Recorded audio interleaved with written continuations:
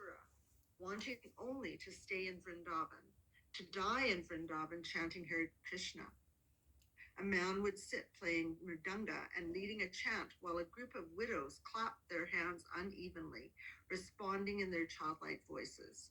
The drum, the clapping, the singers, unpolished but earnest, made a sweet sound in the evening.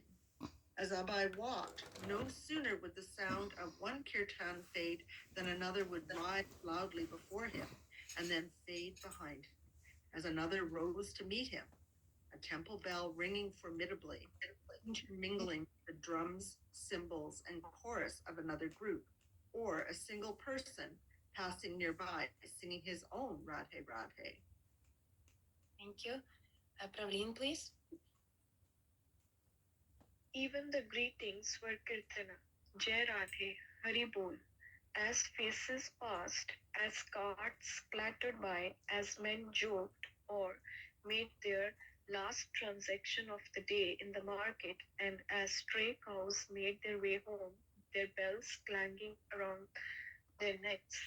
Somehow everything was in connection with Krishna, and as Abhay returned to the secluded Vamsi Gopalji temple, there also he would hear kirtans, only more private, perhaps only a husband and wife in their room, the man playing mridanga and singing one line of a bhajana, his wife singing in response.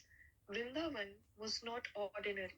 Every singer sounded sweet, in his own way an expert melodist, and everyone sang of Krishna. Krishna was present in every occasion and event. Srila Prabhupada, the glories of Krishna nobody can understand. Similarly, Vrindavan, the land which is known as Vrindavan, also has unlimited potency. When you go to Vrindavan, you will find unlimited potency of spiritual atmosphere still. If you go to Vrindavan, you will see so many saints and sages. Still they are worshipping Vrindavan Dhama, as Lord Krishna is worshipable. Similarly, his place, Vrindavan, is as good as Krishna. It is also worshipable. Thank you, Praveen. Ellison, please. Commuting became more difficult. He would often take the morning train into Delhi, having nowhere to stay, return to Vrindavan the same night. That he didn't give much time in Delhi and was expensive. At first, he stayed with Mr. Gupta, a pious gentleman who studied the Gita regularly and afforded sadhus a place to stay. Apex had explained to Mr. Gupta about his back to the Godhead and his desires to preach in the West. It had been a good arrangement for Abhay, had kept to himself, writing, but in time on another, Sadhu took the room. Even with his minimal personal expenses, it was difficult to raise enough donations to cover traveling, printing, and mailing. Giving copies of Back to Godhead away wasn't difficult, and he was doing that in Vrindavan. But working alone, writing, editing, selling, soliciting donations was too much. The printer, Mr. Jain, was amazed, wondering why a person would put himself through such difficulties printing newspaper he couldn't afford. Srila Prabhupada, I worked for Back to Godhead day and night in the beginning. When I was a householder, I did not care if somebody paid or not paid. I used to distribute liberally, but when I left my household life, or sometimes traveling for pushing on BTG, they were very hard days. Thank you. Jujhar, would you like to read today? Which chapter are we on? Chapter 9. We're on the words right now after his 12th consecutive. Which paragraph? Sorry. After his 12th consecutive fortnightly edition. So there was like a separation, and then we're on the after his 12th consecutive fortnightly edition, the issue November 20th, 1956, Abhay ran out of money Mr. Jain had to throw up his hands, saying he couldn't print simply out of friendship. Abe returned to Vrindavan, where he spent his time writing but with no plan for publication. It was because people weren't interested in becoming Krishna consciousness, because they had no time, that back to Godhead had failed financially. Certain sadhus in India were celebrated and influential, but Abe was not amongst them. Of course, the uncompromising preaching he had learned from his spiritual master, the chopping technique, in which he openly criticized revered publications and holy men, was not likely to win him favor and patronage. Don't flatter. What the Siddhanta Saraswati had said, speak the truth, and if Krishna is pleased, then you will come out successful.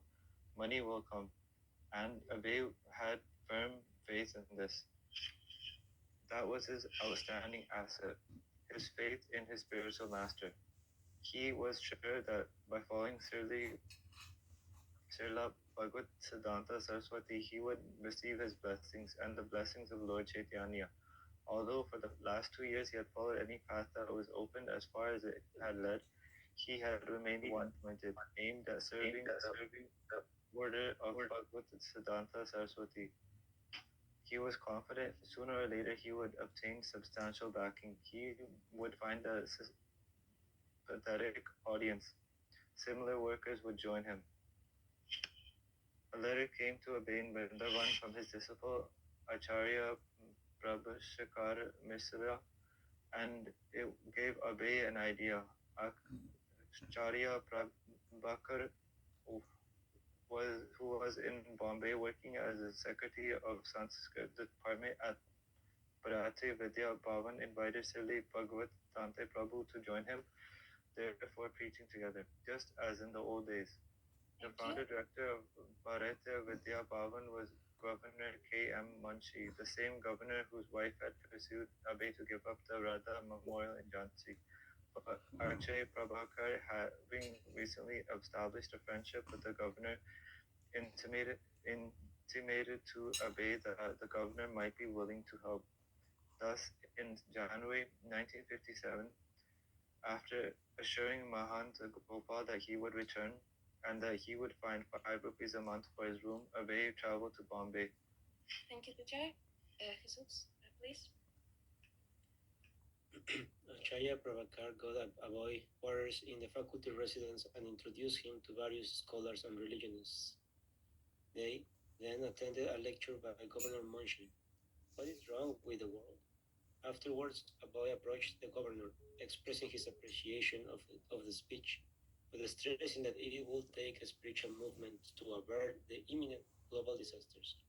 Without God consciousness, even Mr. Munshi's work in the Bharatiya Vidya Bhavan would be a waste of time. Abai spoke of his interest in reviving the League of Devotees, and he suggested how he might work within the Bharatiya Vidya Bhavan to infuse the life of God consciousness into the governor's cultural projects. Governor Munshi responded by offering Abai a post as honorary professor of Bhagavad Gita. Abai accepted and gave the governor some copies of Back to Godhead, requesting that he read them in his spare time.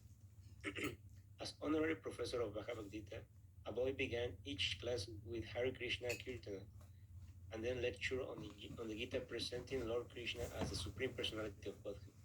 But he soon found his post confining. Within the Bharatiya Vidya Bhavan, he found little scope for reviving the leagues of devotees. Thank you. Then, along with other members of the Bharatiya Vidya Bhavan, Abai attended the 5th annual convention of the World Academy of Sanskrit at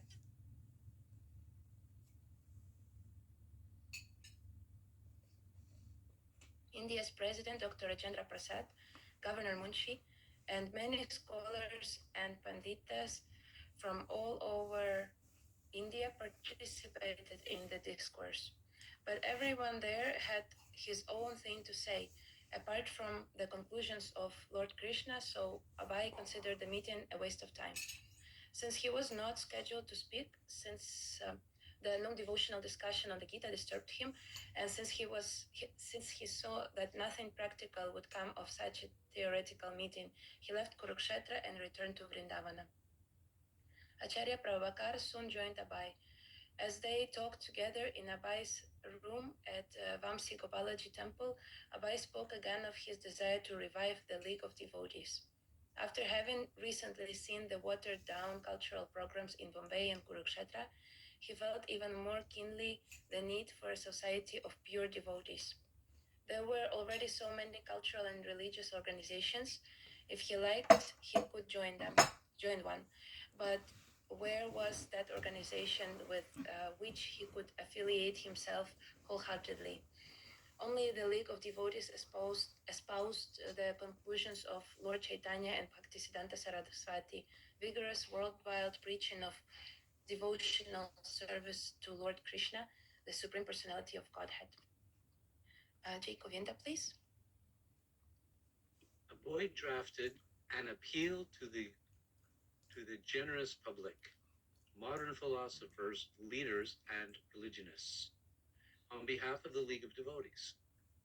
The activities of the League, he stated, would be to publish Back to Godhead in English, with translations in many other languages, to educate young men and women for worldwide preaching, and to operate a press solely for printing transcendental literature.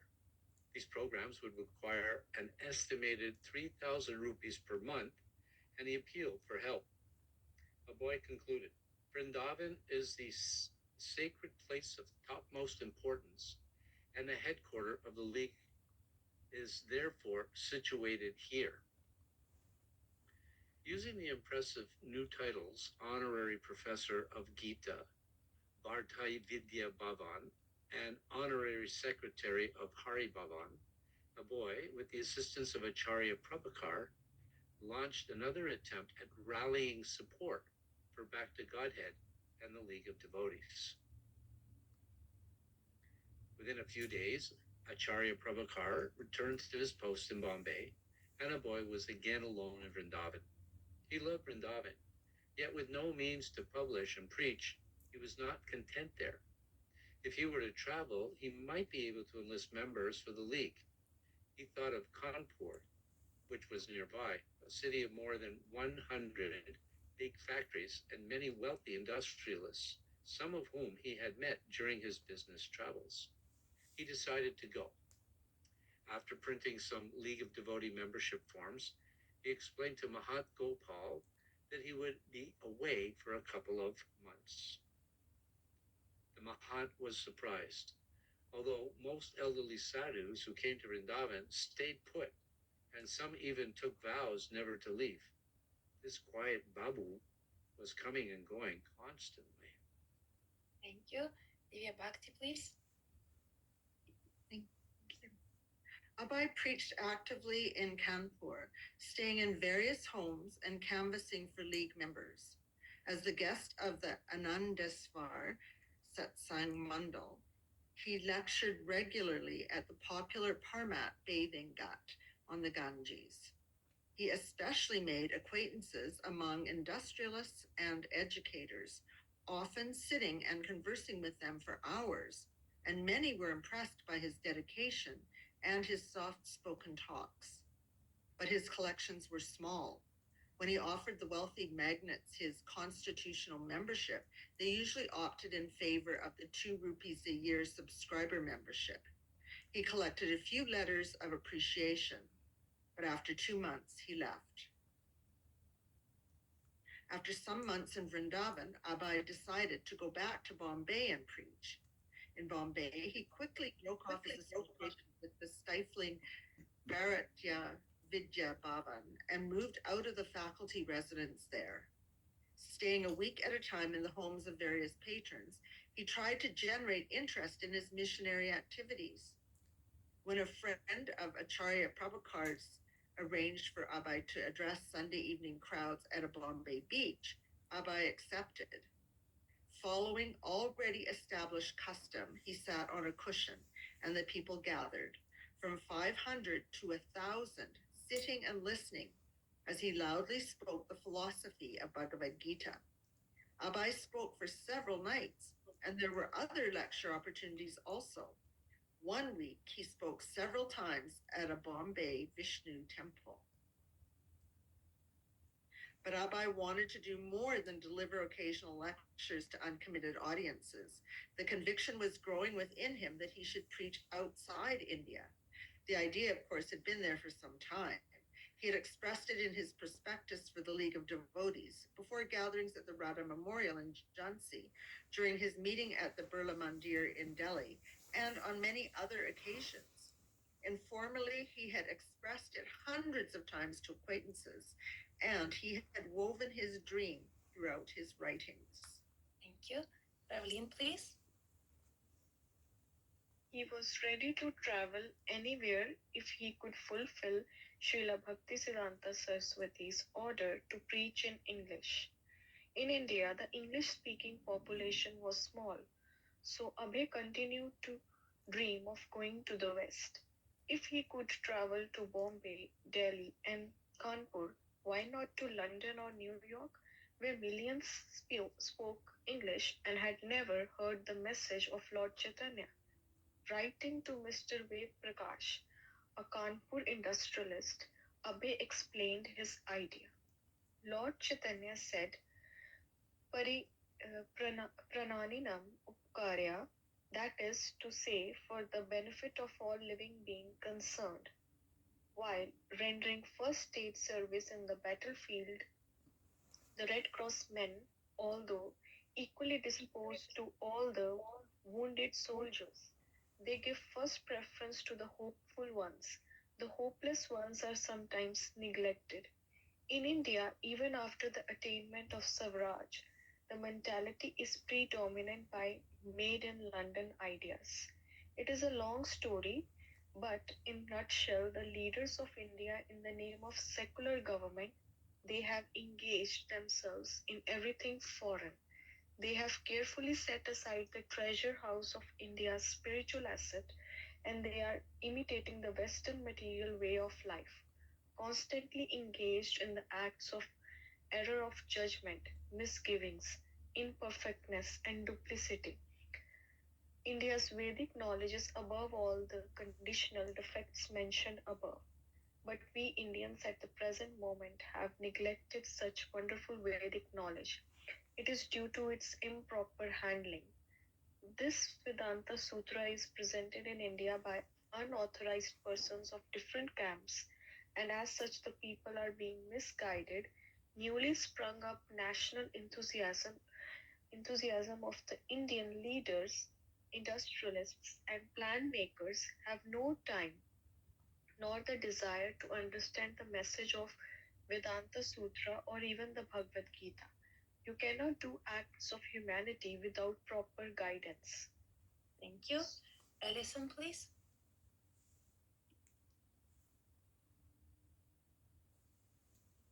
My idea of preaching in foreign countries means there are rather fed up material advancement of knowledge. They are seeking the message of guidance of the Vedanta Sutra or the matter of the Bhagavad Gita in an authentic way. And I am sure India will go back to the spiritual life when the principle is accepted by Europeans, Americans, etc. Because Indian people are now in the habit of begging and after neglecting on property, that was my point of view. But all the same, we must take only the opportunity of service. One way of expanding his way of preaching was copies of Back to Godhead outside of India. And as an initiative for enlisting donors, he made it known that the donor's name would be printed on each copy. His ambition was to bring large donations, run large printings, and Back to Godhead to more than 50 countries. His quotas: America would receive 10,000 copies, Argentina 500, Belgium 500, Brazil 500, Burma 1,000, Canada 500, Chile 500, China 10,000, and so on, including 10,000 for Russia and 10,000 for England. But the donors and donations appeared, and the plans for Back to Godhead were never realized. Abbey found that, well, the people of Indian education cultural class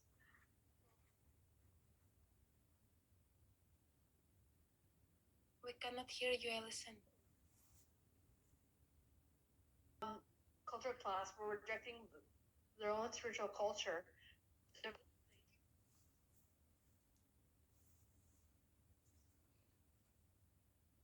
people of India's educated culture class were rejecting their own spiritual culture. The religiously inclined masses were being baffled by an array of conflicting, unauthorized doctrines presented in the name of Hinduism. An alarming example of this came to his attention as he was preaching in Bombay during the summer of 1958. Bhagavad Week was being publicized by a group of